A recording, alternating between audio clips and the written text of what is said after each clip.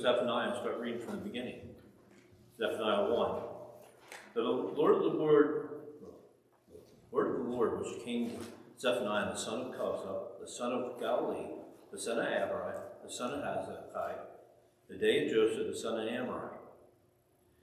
I will utterly consume everything from the face of the land, says the Lord. I will consume man and beast. I will consume the birds of the heavens, and the fish of the sea, and the stumbling block along with the wicked. I will cut off man from the face of the land, says the Lord. I will stretch out my hand against Judah and against all the inhabitants of Jerusalem. I will cut off every trace of Baal from this place, the name of idolatrous priests, with a pagan priest, those who worship the host of heavens on the housetops, those who worship and swear the oath of the Lord, but who also swears by Milcom, those who turn back from the following of the Lord.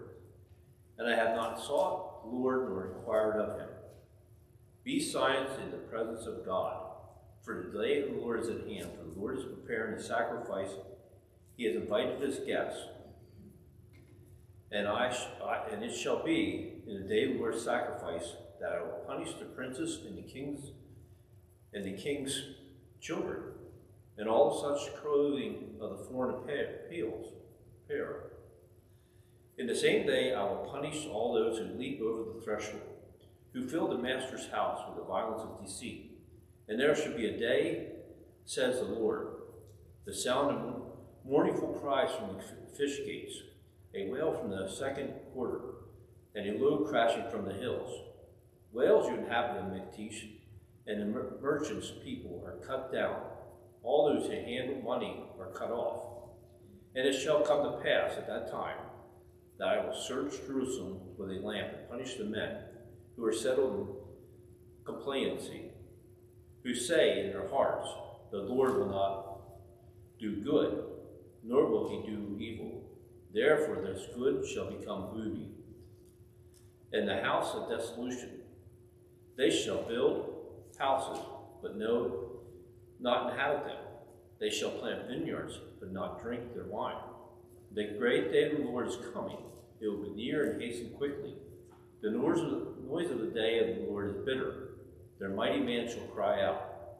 The day is a day of wrath, a day of trouble and distress, a day of devastation and desolation, a day of darkness and gloom, a day of cloud and thick darkenings, a day of trumpets and alarms against the fortified cities and against the high towers.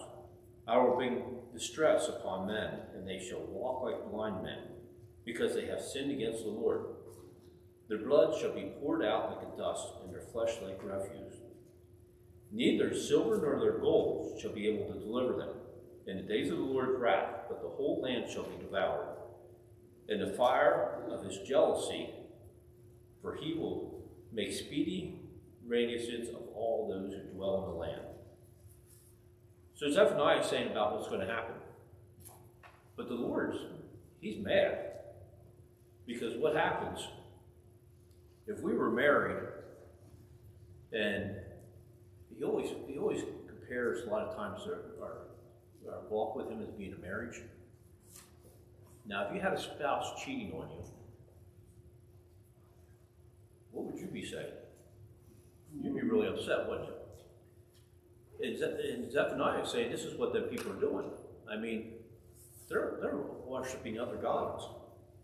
What would happen if your spouse was worshiping another person? You'd be a little upset, wouldn't you? And that's what's happening. I mean, as you start falling into these little things, they were falling into the other gods. And it's the same as like having an affair on your spouse, because when you do that, it ruins everything. And when we start worshiping other gods, that's what we're doing. We actually forsake our God that we're supposed to be the only real God. Because if you look at all the other countries around there, they had lots of gods. But Jerusalem only had one God, the real God. And they're supposed to be worshiping him. And what's happening is because they're doing this, they're committing adultery, God's coming back and says, hey, I'm going to punish you. how much does that happen today? We look at people and say, well, I can't come to church because I'm too tired today. Well, I can't come to church because, we might... Too nice out. What's that? Too nice out. Yeah, it's too nice out. I've had one say that. This is our only family time we have together. You start putting God on the other side, don't we? And it's little things that creep in. It's not big things. And that's what's happened with these guys. God's crept out of their life. They brought in these other gods. They have other things they're worshiping. Money can be that. I mean, we can be to the point where,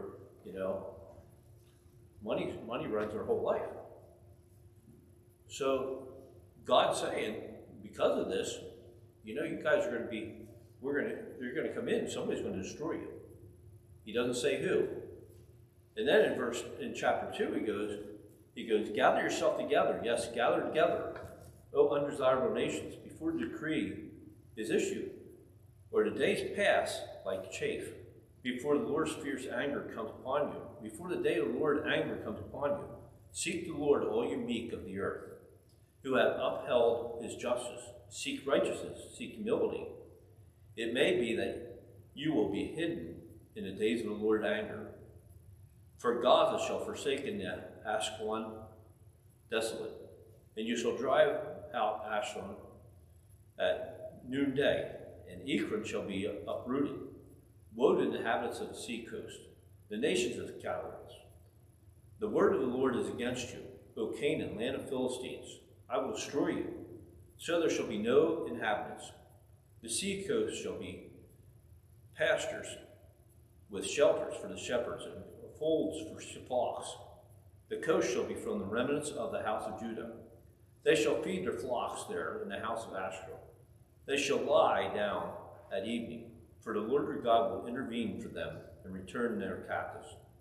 I have heard the reproach of Moab, and insult the people of Ammon, in which they reapproached my people and made arrogant threats against their borders. Therefore, as I live, says the Lord of hosts, the God of Israel, surely Moab shall be like Sodom, and the people of Ammon like Gomorrah, overrun with weeds and salt pits, and perpetual desolation. The residents of my people shall plunder them, and the remnants of my people shall possess them. They shall have their pride, because they have reproached and made arrogant threats against the people of the Lord's host. The Lord is awesome to them. He will reduce to nothing all the gods of the earth. People shall worship him, each one from his place. Indeed, all the shores of the nations. I'm going to stop there. He said, when stuff's going on, does that mean, like these nations, there's people that are still following him? And he's telling them this in verse 3. He says, seek the Lord, all you meek of all the earth. You who have upraised his justice, seek righteousness, seek humility. I will be that you will hidden in the days of the Lord's anger.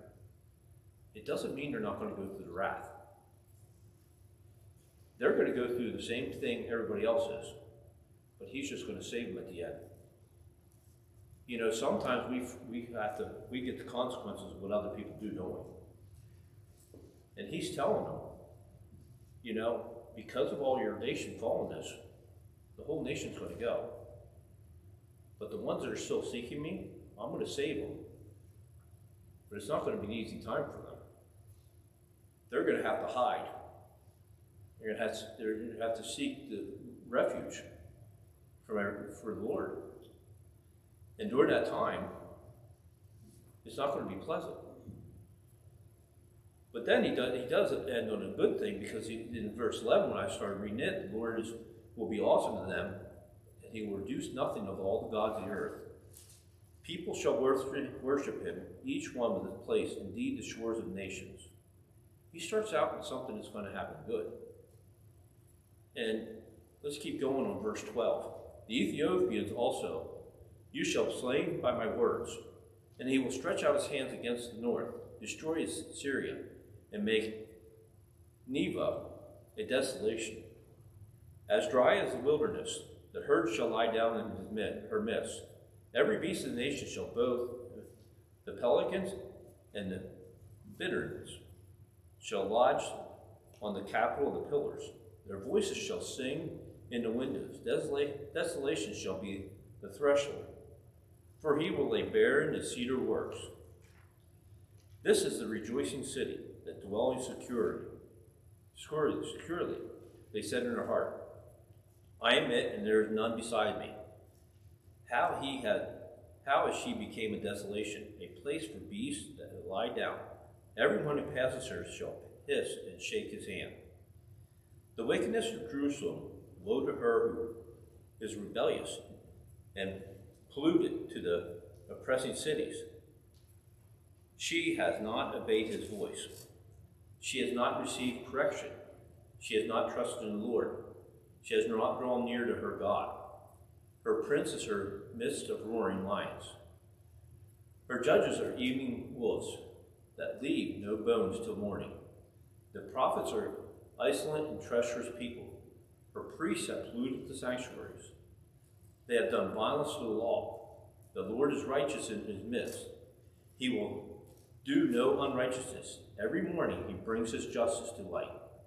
He will never fail, but the unjust shall now know no shame. I have cut off nations. The fortresses are devastated. I have made their sweet streets desolate. With no passing by, the cities are destroyed. There is no one, no inhabitants. I said, surely you will fear me. You will receive instructions, so that her dwelling would not be cut off, despite everything from which I punished her.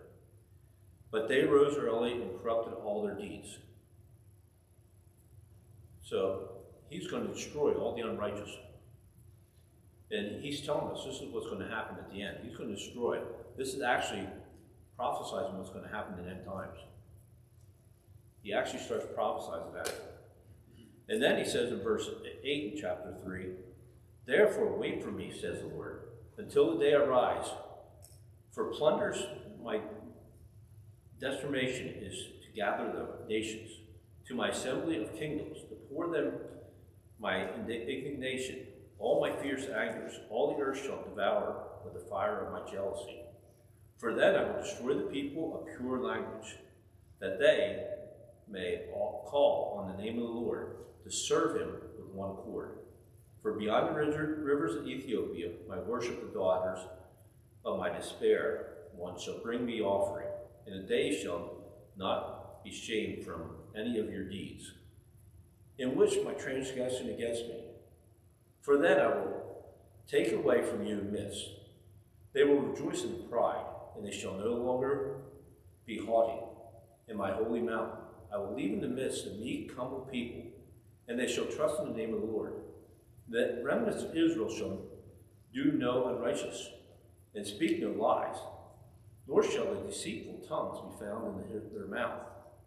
For they shall feed their flocks and lie down, and no one shall make them afraid. Sing, O daughter of Zion, shout, O Israel, be glad, rejoice with all your heart, the daughter of Jerusalem. The Lord has taken away the judgment. He has cast out our enemies. The King of Israel, the Lord, is in your midst. You shall see disaster no more. In that day it shall be said to Jerusalem, do not fear, Zion. Let not your hands be weak. The Lord your God is in your midst. The mighty one will save. He will rejoice over with gladness. He will quiet you with his love. He will rejoice over you with singing. I will gather those who sorrow over the appointed assembly, who are among you, to whom it approaches a burden. Behold, at the time I will dwell with all afflict you. I will save the lame and gather those who are driven out. I will appoint them for praise and fame, and in every land where they were put to shame. At that time I will bring you back. Even at that time I will gather you, for I will give you fame and praise among all the nations in the earth. When I return, you're captive before your eyes, says the Lord. He's talking about the second coming. And what's he going to do? He's going to bring Jerusalem back, and he's going to be the reigning over it. And he's telling them that. He's going to come back.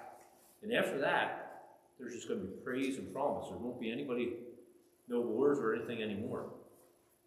And he's prophesizing this end time coming. And he does that back here. And we're still waiting for that time. And we know it's going to come. We can see what, by reading Zephaniah, you can realize, in the meantime, people are going to go the wrong way and get strayed. And what do we have to do? We have to make sure we keep our first love where it's supposed to be. We have to make sure we stay with the Lord. Because even during the hard times, like he showed here, he destroyed it, but he said, hey, you want to turn back and seek me? I'll accept it back. And through Zephaniah, that's what we have to remember, because he's reminding them, turn to me. And turn to God, and he's going to save you. And that's the way you're going to get yourself back into the kingdom. Let's go to prayer.